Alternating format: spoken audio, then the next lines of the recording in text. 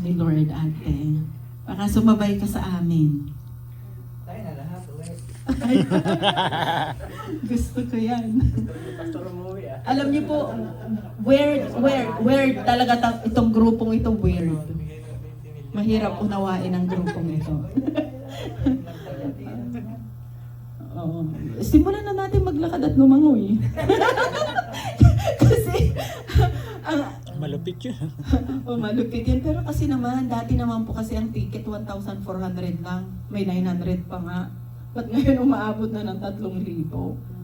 Si Ate Mila na lang yata umuwi na 1,700. Kasi umuwi po ako 3 din eh. 3,1 eh. So parang... So yun, Corruption na tayo. alam niyo po yung huling usap na ganyan kung paano makauwi. Ang term namin trans. Ayan, tuloy pastor. Pinaalala mo. Yung trans na yan, nasampulan talaga kami ng trans na yan. Alam niyo yung trans? Buti rapture po ginamit niyo sabay-sabay yun eh. Sabay-sabay. Ang trans po is may pinipili lang ang Lord para trinatrans niya. Trinatransport niya from one realm to another realm.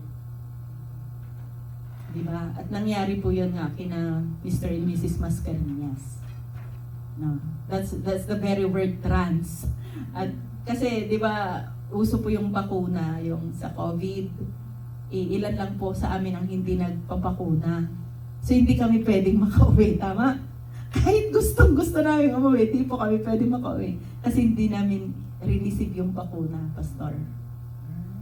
So, parang may nagtanong sa amin sa Freeme on that third night na pupunta po kami. Ang tanong nila, kailan kayo uuwi? Nagtinginan kaming tatlo, si Kuya Oscar, ako, at saka si Ate Juby. Tapos sabi, Pastor Mary said that we can just go home by trans because we didn't have the vaccination. Yun po yung sabi ni Ate Juby. That night, nag-trans sila. Natatakot pa ba tayong mamatay? Hindi. No. Hindi. Ngayon na. No. Ano? Ito yung sinasabi ko, gusto ko eh. Yan. Nakita ko yung reaction ni Brother Arsenio, sabi niya. Natakot eh. Okay, babalik po ako dun sa altar na sinasabi ko. Yung mga may opportunity po na nakarating doon, we have our own paper. Ang iba po nakahawak ng mga titulo ng kanilang mga lupa siguro, ari-arian, na ilagay po sa paanan ni Kristo. So, we have our own. Dinala po yun, inilagay po mismo sa altar ng Lord.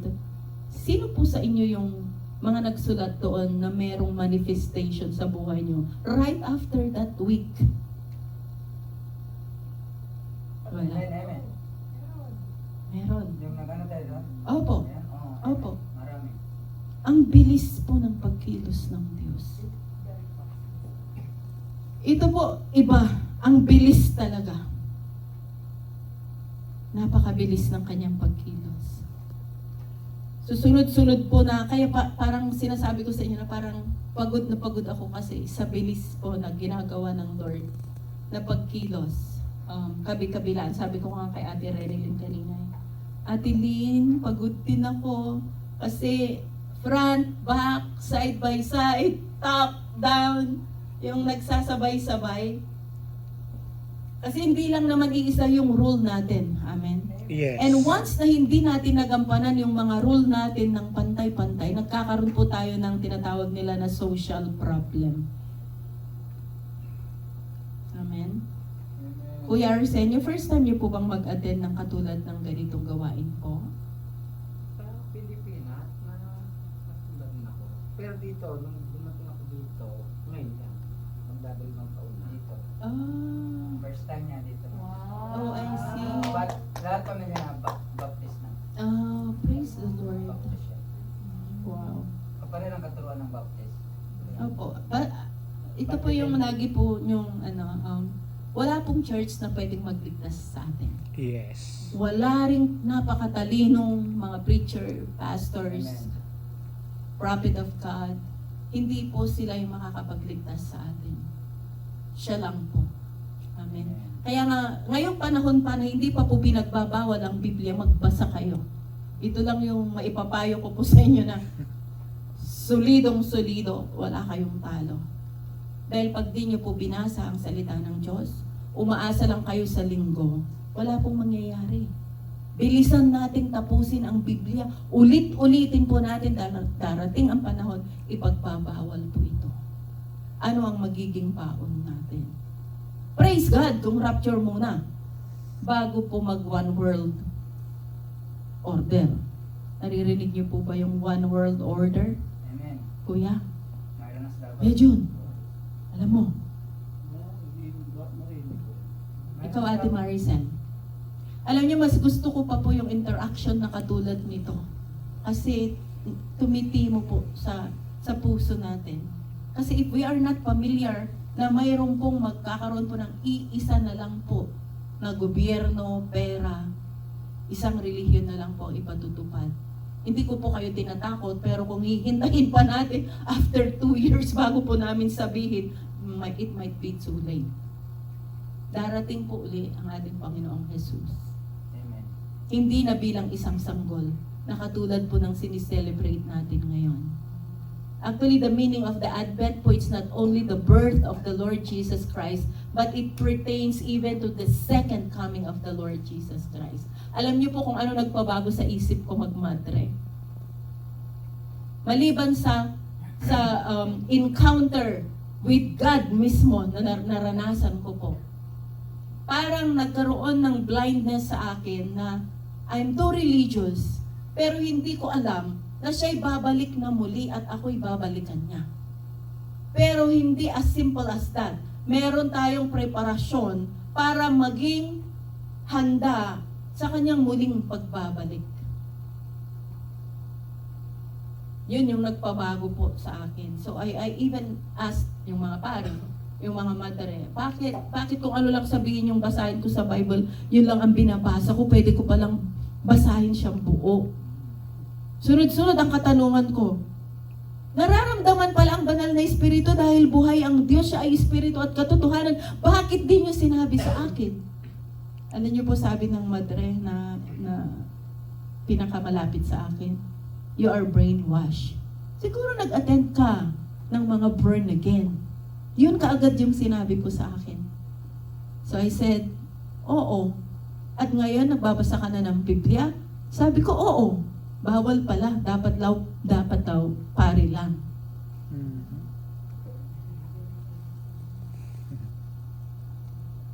Tama o mali? May pakain-pain pa ng paborito eh. Malimit. Ngayon, dito po, basahin natin si John. Si John po is very familiar lang po. Ibabalik lang po natin ng konti yung kasi dami po nating pag-uusapan para sa holiday at hindi sapat po yung panahon natin pag nakikita-kita. So para po ma-update ang lahat, kasi hindi lahat binabasa po yung pinupost natin sa group chat, so mas maganda sigurong ipahayag na rin natin. Di ba dito po sa John chapter 1 verse 1, nang pasimula siya ang berbo, at ang berbo ay sumasa Diyos, at ang berbo ay Diyos. Anong intindi natin doon? In the beginning was the Word, and the Word was with God, and the Word was God. John 1. Sa verse 2, ito rin ng pasimulay sumasa Diyos. At ang lahat ng mga bagay ay ginawa sa pamamagitan niya, at alinman sa lahat ng ginawa ay hindi ginawa kung wala siya. Nasa kanya ang buhay, at ang buhay ay siyang ilaw ng mga tao. So, paano po matatanglawan kaya ang bawat lakad o buhay ng bawat isang nilalang without reading and knowing the Word? Yung kahalagahan lang po ito, yung sinasabi ko sa inyo, alam niyo mga kapatid. kahit gaano pa talaga kagaganda yung mga naririnig natin na katuruan from anointed preachers, iba pa rin yung pangungusap ng Diyos sa atin pag tayo po ay nagbababad sa Kanyang salita. Yes. And no one can take you out from that. Wala pong makakapagnakaw ng anuman na binabasa at kinakain po ninyo. It's for our own good. Pwede bang nakawin ko yung kaalaman ni Ate Rene? Nang sa ganun ay malipat sa akin? Hindi, kasi ginugugol niya yung panahon niya to seek God. At hindi ko pwedeng i-shortcut lang na kunin sa kanya yon. Yes. Though sometimes we share the word of God, hindi po yung pinakamainam ang naibibigay sa atin. Dahil ang pinakamainam ay matatagpuan nyo lang sa salita ng Diyos between Amen. you and God right at the very feet of Jesus. Amen. Habang malakas pa ang ating mga mata, habang tayo pa'y nakakalakad pa, let's do our part. Amen? Ang matindi, hindi po natin pwedeng isisi sa pastor nyo kung bakit di tayo nakaligtas. Hindi natin pwedeng isisi sa sino mang umakay sa inyo, kaya hindi kayo nagpatuloy. Dahil ang kaligtasan po ay individual na lakad. Bagamat kailangan natin magkatipon-tipon dahil siya rin ang nagsabi po, for the purpose na magpalakasan tayo. Magtulungan, mag-ibigan, magmahalan. Dahil sa pamamagitan ng katabi mo, nakita mo na si Kristo. Paano ko yung katabi mo po ay hindi kawangis ni Kristo? Sino nakita mo? May question. Kaya may sinasabi rin ang kanyang salita na God is love. And love is God. So if you don't have love, You don't have God. you don't have God. So wala tayong choice but to love. Even the unlovable ones.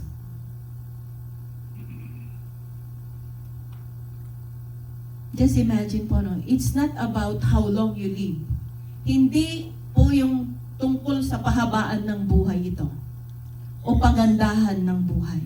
Yes. Ito po ay patungkol sa pagsunod sa ganap na layunin ng Diyos sa ating mga buhay ayon sa kanyang salita.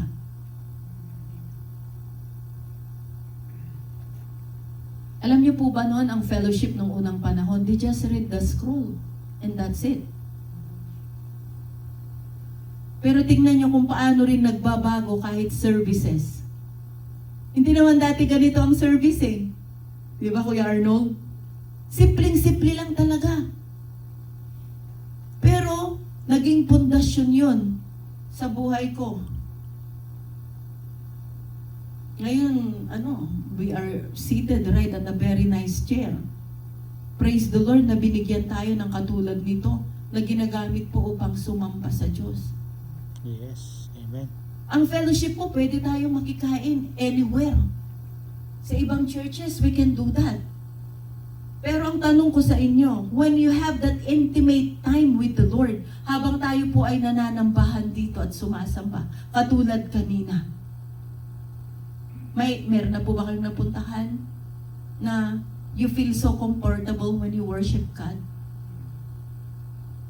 Na katulad ng ginagawa po ng Diyos dito. We learn to put down everything when we worship God.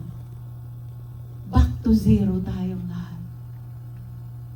Kung noon nga po unang nanampalataya ako yung alam niyo yung lupa na mabasa-basa pa, doon po ako na-slain. Inisip ko pa ba kung anong itsura ko pagbangon ko, dalaga po ako noon, 16 years old lang ako. And when the Holy Spirit asked me to lift up my hands, sabi ko, oh no. Hindi ko gagawin yan. Pero naririnig ko na, lift up your hands. Sabi ko, oh no. Lalong tinigas ko po yung kamay ko. Pero alam niyo, pinanood ko yung kamay ko na umaakyat habang siya po ay papataas ng papataas Tumulo po yung luha ko, sabay tumba ko. Akala ng mga kapatid ko, problema po nila ako dahil very religious po ako. At yung influence ko sa mga magulang ko, malakas. So parang walang puwang na masabi natin na born again na tayo dahil nauna pa pala silang na born again sa akin. Pero nung nakita ko na po ang liwanag ni Kristo, hindi po ako tumigil. I never stop. From that day hanggang ngayon, tignan nyo, pati manliligaw ko na sumunod. Kasi si Pastor, unbeliever po siya nung nakilala ko. Nakilala niya ako pala. Pinagtagpo at tinadhana. Mm. Pinagtagpo at tinadhana. Oh, pinagtagpo. Pero hindi po ganun kadali. Siya yung nabaptize na pag-angat pa lang sa tubig, pag uwi niya sa bahay nila, nagsinungaling siya kaagad. Sabi ng nanay niya, "Oo, ba't basang-basa ka? Saan ka pumunta?" Sabi niya, "Nahudog ako dun sa tulay." Pero actually, nag-water baptize po siya that day. O, di ba? Binuking ko na siya. Masarap lang balikan. Alam niyo kung bakit? Kahit po tayong matagal na naglilingkod kay Lord. Parang pag-aasawa din yan eh. Nung nasa honeymoon stage, ligawan stage, kasalan stage, honeymoon stage, okay pa yan. Pero habang tayo po ay tumatagal, mas lalo nating nakikilala ang isa't isa. Hanggang sa tanggapin na lang po natin. At wala na tayong ibang choice kundi tanggapin ang bawat pagkakaiba ng bawat isa. Wala nang magagawa. Kaya sinasabi ko sa inyo, without a true encounter with God, yung karanasan mo, madali mo lang pong talikuran ang Panginoon. Pero kung meron, alam mo yung parang mamamatay ka na, pero binuhay ka pa ng Lord, yung mga ganong encounter. Wow. Thank you, Lord. Yung wala ka ng pag-asa, pero nandyan pa rin siya, dumating pa rin siya. Thank you, Lord. May sasabihin ka, ate, o ikaw, yung sinasabi mo, ikaw. Ilang beses po ako dumaan sa ganon. Dati hindi ko lubos maunawaan.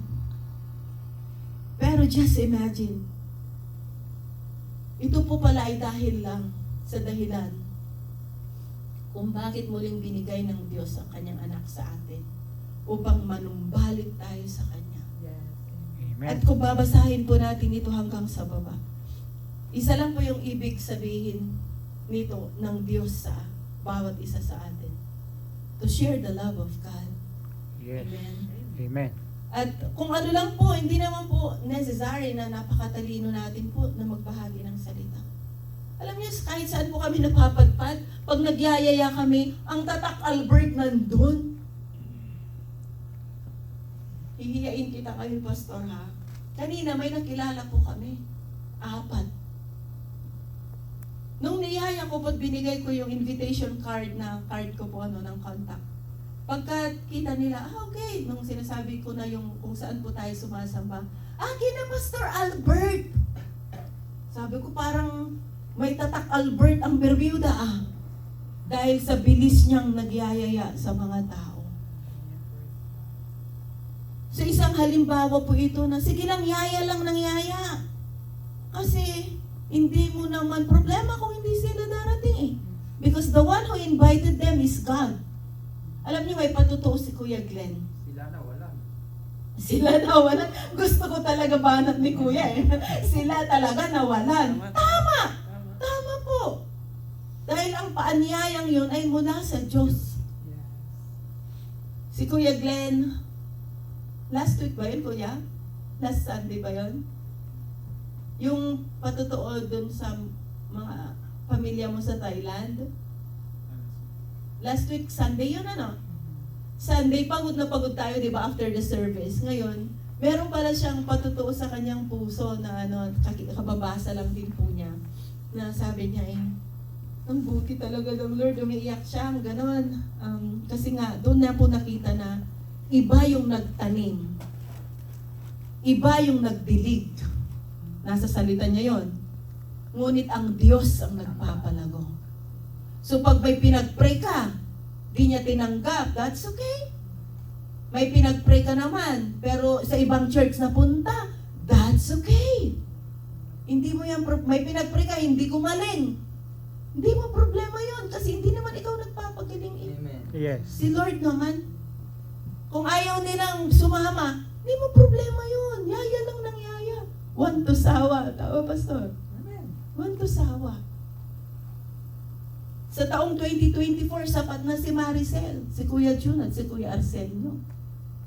Magaling pa. Amen. Amen. Hallelujah. Natuwa ako sa kanya kanina kasi na-download na niya po yung Bible sa kanyang phone. Kanina kaya nilapitan ko kasi naman parang nakahawak sila ng phone pero parang hindi nila mahanap. Hindi na alam. Ayun pala, hindi pa alam ni Kuya pero ngayon alam na niya. At si Kuya na-download na. Gusto niyo po ba physical na Biblia? Okay. Sabi nila, hindi na. Pambahay. Po? Pambahay. Pambahay yung, opo, ayan po, Anywhere. panlabas, pandala. Everywhere. Alam nyo, gusto ko rin po ibahagi sa inyo na ang grupong ito po, parang nagpapalakasan lang po tayo. Tumatayo man po kami na mga pastor, bagamat ang bawat isa po sa atin ay may katungkulang pare-pareho. Wala pong mas mataas, wala pong mas mababa. Ano yung term, Ate Lynn? Yung we appreciate yung gift ng bawat isa sa atin. Iba-iba po yung gift natin eh. Yes. May nagagawa ako na di na yung kayang gawin. May di ko kayang gawin na ginagawa niya. Ganun po, kaya nga pinagsasama-sama tayo ng Diyos. Kaya nga ang kanyang dalawang commandment is to love God, amen? At ang sumunod is to love Amen. your neighbor. As simple as that. At hindi po magkukulang ang ating paglago kung tayo'y nananatili sa salita ng Diyos. Amen. Alam nyo, dumating po yung time when we are in full-time ministry po sa Pilipinas na may mga dumating na sa sinimulan po ng Lord na gawain na matatalino pa sa amin. They are more anointed. At yun na yung parang magiging problema sometimes pag titignan po natin yung church. No? Pero alam nyo, kung babalikan natin ang bawamaraan ng unang panahon, they just read the scroll without explanation. Kasi naman ito na yung sinasabi niya, bakit pa natin siya pagagandahin kung maganda na siya? Same with makeup. Bakit nagme-makeup ang babae? To enhance. Para magpaganda. Maganda rin yung sagot niyo, pero may mas masakit. Alam niyo ba't sila nagme-makeup? Pangit sila eh. It's a prank. Tignan niyo katabi niyo, may naka-makeup ba? Tignan niyo. Tignan niyo. Ate Mars, hindi ko nakikita na naka-makeup ka, te. That's your natural face. Sabi niya, pastor na siya daw eh. Hindi. Hindi ganyan ang makeup, te. Mascara. It's different type of light. Si Ate Rene is very simple right at the back. Naka-makeup ka na yan? Hindi ko makita, te. Baka isang layer lang. Hindi maganda.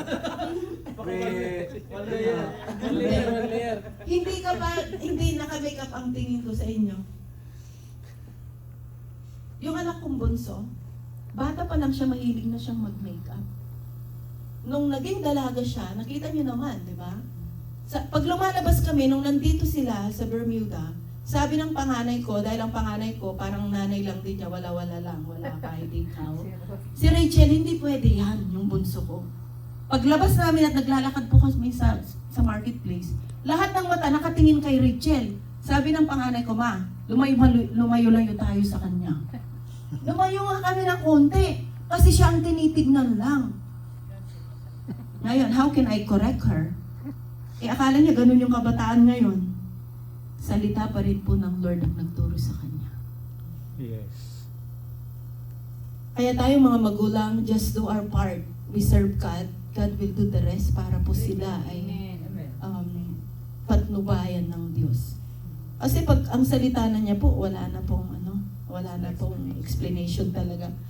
Kaya, kahit yung pagtitipon natin na katulad po nito, I don't need to explain the word because the word will defend itself. Amen? Amen. Sa verse 5 po tayo, at ang ilaw ay lumiliwanag sa kadiliman, at ito'y hindi napag-unawa ng kadiliman. Verse 6, naparito ang isang tao na sugong mula sa Diyos na ang kanyang pangalan ay Juan. Ito'y nagparitong saksi upang kanyang patutuhanan ang ilaw upang sa pamamagitan niya'y magsisampalataya ang lahat. Sinong Juan ang sinasabi po dito? John the Baptist, tama. Sa verse 8, hindi siya ang ilaw, kundi pumarito upang kanyang patutuhanan ang ilaw. Nagkaroon ng tunay na ilaw sa makatuwid bagay, ang ilaw na lumiliwanag sa bawat tao na pumaparito sa sanlibutan. Verse 10, siya'y nasa sanlibutan at ang sanlibut ay ginawa sa pamamagitan niya at hindi siya nakilala ng sanlibutan. Siya'y naparito sa sariling kanya at siya'y hindi tinanggap ng mga sariling kanya. Datapwat, ang lahat ng sa kanya'y nagsitanggap ay pinagkalooban niya sila ng karapatang maging mga anak ng Diyos. Sa makatuwid bagay ang mga nagsisisampalataya sa pangalan, kanyang pangalan. So, pag hindi tayo sumampalataya, parang wala din. Kailangang sumampalataya tayo. And paano na nga ba natin magkakaroon po tayo ng pananampalataya? How we can have it? Through what? Faith Through the comes from Yes. hearing and hearing the Word of God. Okay, activation lang po ito. Ngayon, pag binabasa natin ang salita ng Diyos, maaring mata lang, tama? Mata lang, ganyan. Pero yung ginagawa ko po ngayon, sa 14, at nagkatawang tao ang berbo at tumahan sa gitna natin. At nakita namin ang kanyang kalwalhatian. Kalwalhatian gaya ng sabugtong ng Ama, na puspos ng biyaya at katotohanan. Narinig ko ba yung sinasabi ko? That's how we read the Word of God. Hindi po quietly. Dahil pag binasa mo siya ng malakas, pati tong tainga mo, activated siya. Yes. Nung college po ako, mas gusto kong magsaulo nang sinasabi ko yung sinasaulo ko. Panunumpa sa watawat, di ba? Sino nakakatanda pa nun? Panunumpa sa watawat. Iniba na nga yata. Sino po yung nakakalam pa nun? Dapat yung pinakabata dito, alam pa, tukoy pa. Kasi kami, binago na yun eh. Pero-side ba? Oo, kaya? Ha? Panatang Sige. makabayan. Kalahati lang? Pwedeng gitna. Pwedeng gitna lang kalahati. Okay. Okay, sa verse 15 po. Magkakaiba yun eh. Panatang makabayan. Kaya ba? Ha? Kaya mo? Ano pa sa watat ng Pilipinas? Oo. Sa bansang kanyang sinasagisag. Oh. Nakalimutan ka na. Gitna talaga, gitna. Iba naman yun. Yung ano, yung My Declaration Mahirap yun. ng Radnor Road. Tandaan nyo? Nakalimutan talaga. Yes. Yung paminira lang. hindi Alam niyo po yung mga anak ko, dahil mula pa nung bata sila, yun na naririnig, memoryahan nila hanggang ngayon. Tatandaan mo yun natin rin eh? The favor of the Lord God is upon me and my household.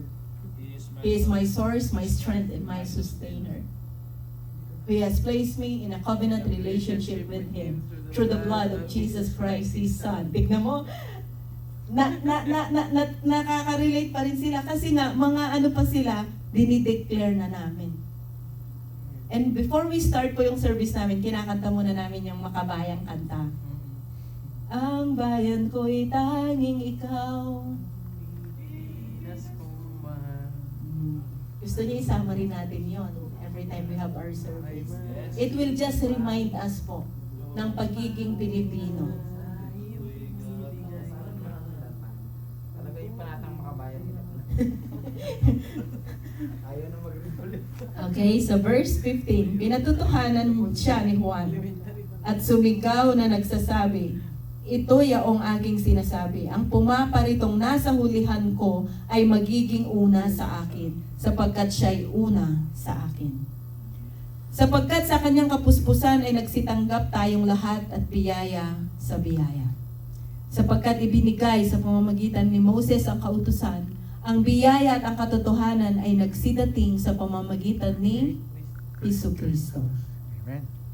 Walang taong nakakita kailanman sa Diyos ang bugtong na anak na nasa sinapupunan ng Ama. Siya ang nagpakilala sa Kanya. At ito ang patutuo ni Juan.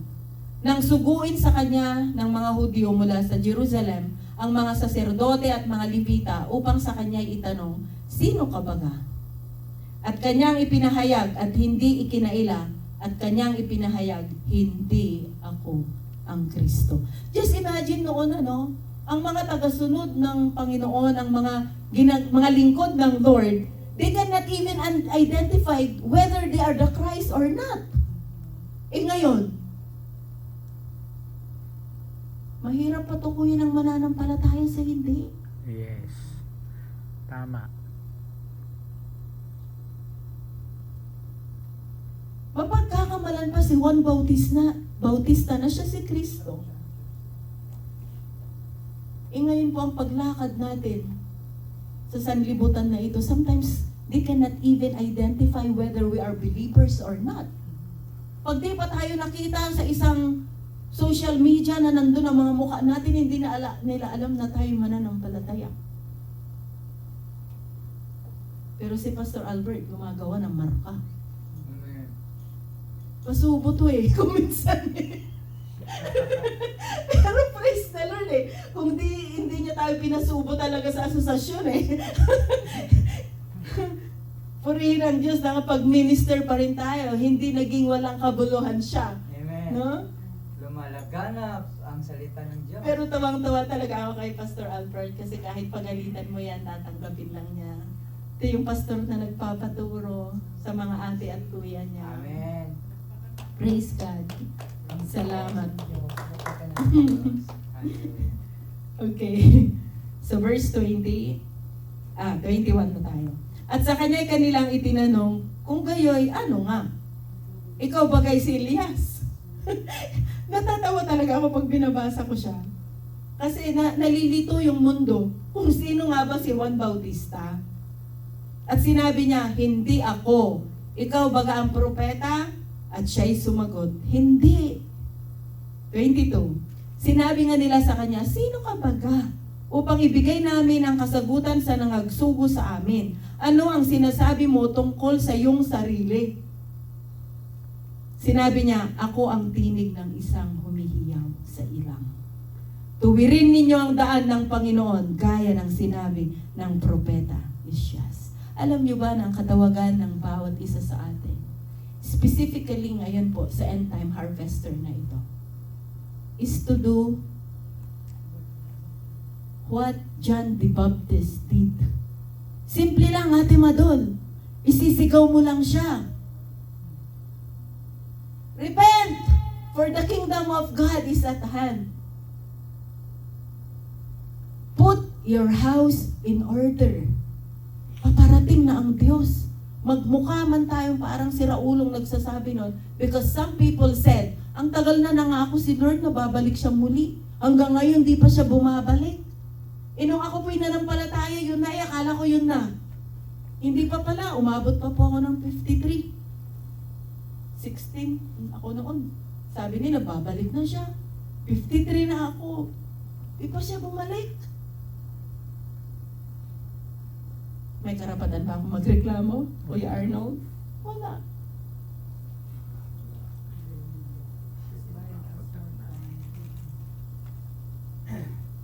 Yeah.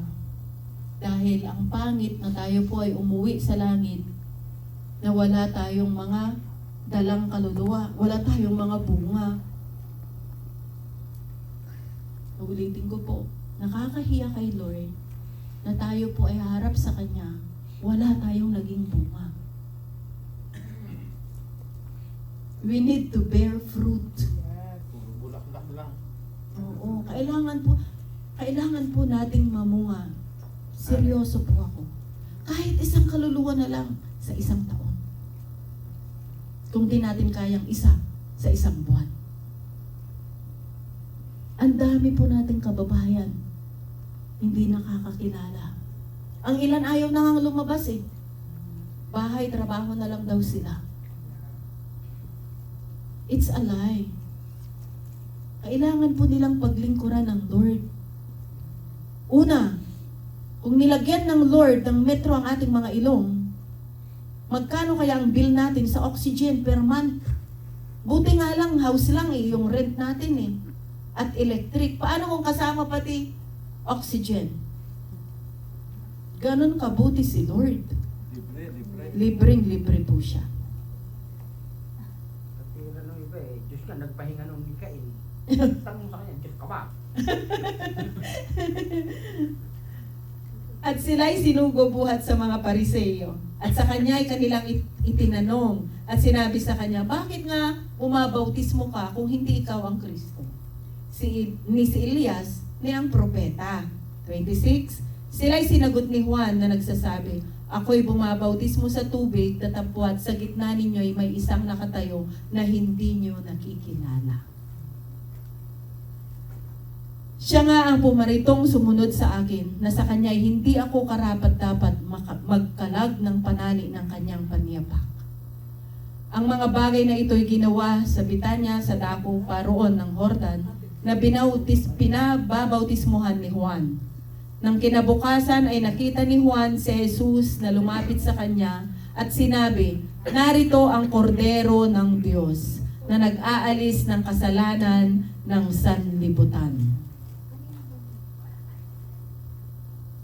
Ito'y yaong aking sinasabi, sa hulihan ko'y dumating ang isang lalaki na magiging una sa akin, sapagkat siya'y una sa akin.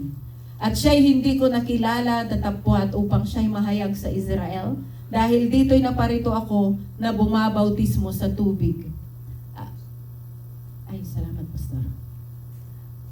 At nagpatotoo si Juan na nagsasabi, nakita ko ang Espiritu na bumababang tulad sa isang kalapati na buhat sa langit at dumapo sa kanya. At siya'y hindi ko nakilala, tatapwat ang nagsugo sa akin upang bumautismo sa tubig ay siyang nagsabi sa akin, ang makita mong babaan ng Espiritu at manahan sa kanya ay siya nga ang bumabautismo sa Espiritu Santo. Naintindihan po natin, si Juan Bautista, nagbabaptize siya through water. Pero sabi niya, may susunod sa akin na hindi man lang ako dapat na magdala kahit nung sandalyas niya. At siya naman ay magbabautismo ng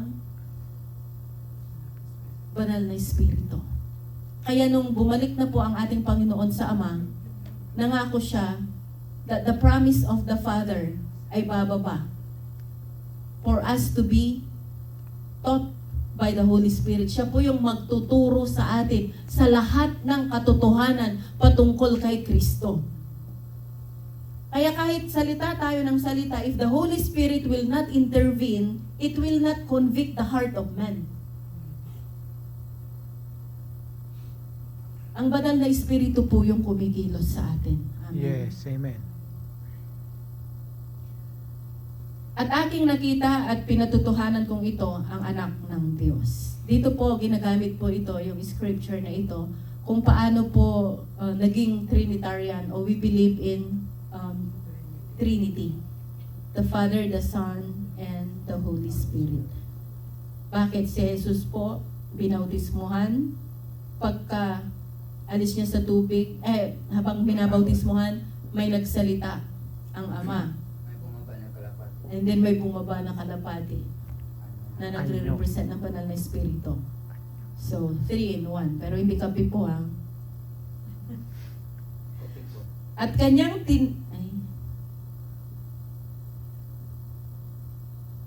sana tayo? Ito. 35. Nang kinabukasan ay muling nakatayo si Juan at ang dalawa sa kanyang mga alagad. At kanyang tinignan si Jesus samantalang siya'y naglalakad at sinabi, narito ang kordero ng Diyos. At narinig siyang nagsalita ng dalawang alagad at sila'y nagsisunod kay Jesus. Just imagine, ang work lang po nating mga mananampalataya is like them, to point Jesus. Ituro ang Panginoong Jesus sa bawat nilalang sa mundo. Amen. Hindi si Kuya John, hindi ko siya ituturo kay pastor. Si Kuya John, we point out Jesus sa kanyang buhay. Amen. So ang ating assignment lang ay ipakilala ang Diyos sa kanya kung paano niya makikilala ng lubusan sa pamamagitan ng kanyang salita. Period. Amen. Period. Kasi kung hahabaan pa natin, ito lagi ko pong sinasabi. Ako magluluto ng salita ng Lord. Ipapakain ko sa inyo. Pag kinain nyo, pare-pareho kinakain natin na salita. Amen? Amen. Bibisitahin ko pa ba ang kubeta nyo? Paano kayo tumae? Nakuha nyo po. Kahit iisa ang kinakain natin, iba-iba ang reaksyon natin. Amen. Iba-iba yung pagsunod natin. Pero ang sabi pa rin ng kanyang salita, we shall know the fruit, the tree by its fruit. Kitang-kita natin anong klaseng puno ito. Ano ba ang puno na pwedeng ihalin tulad sa kanya na mabunga?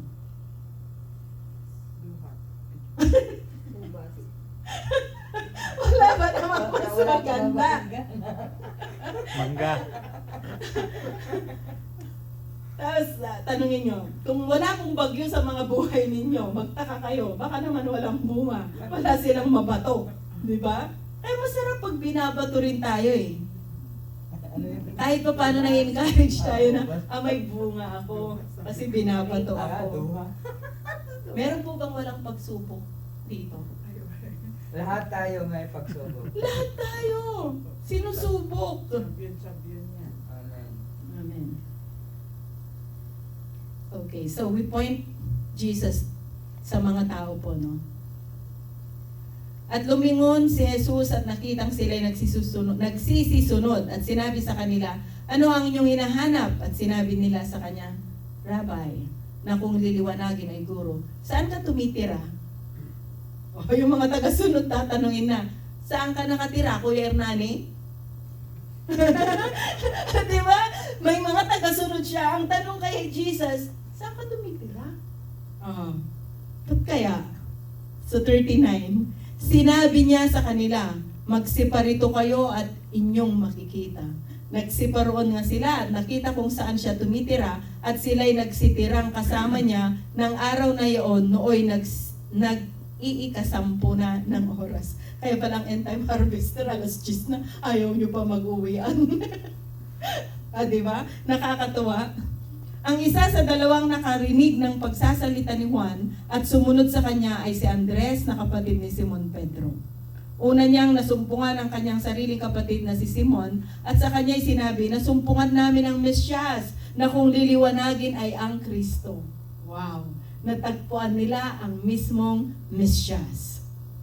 Siya'y kanyang dinala kay Jesus. Siya'y tinignan ni Jesus at sinabi, ikaw ay si Simon na anak ni Juan. Tatawagin kang Cephas na kung liliwanagin ay Pedro. From Cephas, naging Pedro. Okay. Nang kinabukasan ay pinasiyahan niyang pumaroon sa Galilea at kanyang nasumpungan si Felipe. At sa kanya ay sinabi ni Jesus, sumunod ka sa akin. Si Felipe nga ay taga Bethsaida sa bayan ni Andres at ni Pedro. May nararamdaman ba kayo? Parang tinatawag tayo by name. Si Renilyn na taga Olongapo. Si Maridol na taga Mindoro. Si Mercy na taga Sama Arlete. Ay, Dumaguete pala. Dumaguete. Wrong address, te. Dumaguete. Oh, si Rene na taga Tarlac. Dumaguete. Kuya Jun, taga saan ka nga ba? Olongapo rin ako. Oh, yes. That's my Ganyan nyo, taga Olongapo. Tukoy na tukoy ng Panginoon po. Ang pangalan ng bawat isa sa atin, si Maricel na taga Nueva Vizcaya. Isiha. Oh, gising siya. Isiha. Yung nakilala namin kanina, Biskaya. Ayan. Si Kuya Mark na taga Gusing. Tagal lang yun. Si Glenn, taga saan ka, Glenn?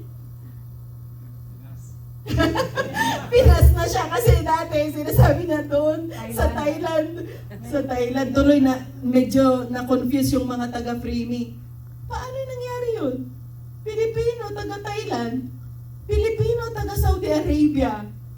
Hindi nila kasi nakuha na tayo po ay pinagkalat-kalat kung saan mang dako yan. Nasumpungan ni Felipe si Nathaniel. Ito po yung pagkatawag na ng mga mga alagad. At sinabi sa kanya, nasumpungan namin yaong isinulat ni Moses sa kautusan. Kasi imagine kung gayahin natin ito. Uy, Kuya John, nasumpungan ko. Yung Mesyas, halika.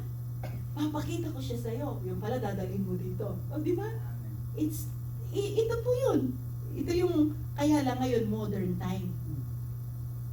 Pero ang ibig sabihin sa lingwahe ng unang panahon, ganun. Kuya John, halika. Nasumpungan ko ang Mesyas. Ipapakilala kita sa kanya. Amen. Hallelujah. At sinabi sa kanya ni Nathaniel, mangyayari bagang lumitaw ang anumang magaling na bagay sa Nazaret? Sinabi sa kanya ni Felipe, pumarito ka at tignan mo. They're pointing out to the Messiah. Tinuturo lang nila yung Mesyas. Yun lang, paulit-ulit lang nasasabihin nila. Yung pagtuturo, tinuturo kung saan nila makikita ang Panginoong Jesus. Nakita ni Jesus si Nathaniel na lumapit sa kanya at sinabi ang tungkol sa kanya. Narito ang isang tunay na Israelita na sa kanya'y walang daya. Sinabi sa kanya ni Nathaniel, saan mo ako nakilala? Si Jesus ay sumagot at sinabi sa kanya, bago ka tinawag ni Felipe, nang ikaw ay nasa ilalim ng puno ng igos, ay nakita kita. Just imagine that encounter. Yeah. Bago mo pa ibuka ang bibig mo sa lahat ng iyong pangangailangan, batid na ng Diyos kung ano yung sasabihin mo.